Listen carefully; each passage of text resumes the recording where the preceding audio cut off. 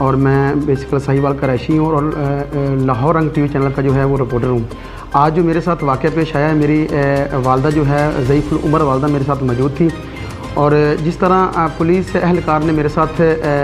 Behave किया वो सब के सामने है। वजह यह है कि एक मेरा स्टेटमेंट वो सामने ला रहे हैं कि जी आपने उस पर जो है वो माजरत की है। उसकी मैं थोड़ी सी वजाहत करता चलूँ कि उस वक्त जब इन्होंने मुझे हथकड़ी लगाई है तो मेरी वालदा की तबीयत जो है वो हार्ट की पेशेंट थी और उसकी तबीयत बहुत ज़्यादा ख़राब हो गई और वो बेहोश होकर गिर गई।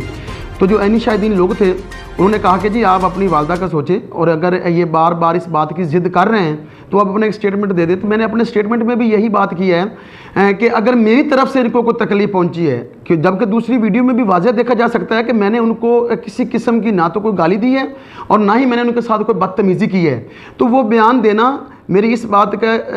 का सबूत था कि मैं अपनी वालदा को जो है वो डॉक्टर के पास ले गया और फिर एमरजेंसी में था, मैंने फौतगी पे जाना था, जिसलिए मैंने वो बयान दिया। लेकिन वीडियो दूसरी पे देखा जा सकता है कि मैंने कितनी उनके साथ बदतमीज़ी की है। जी बहुत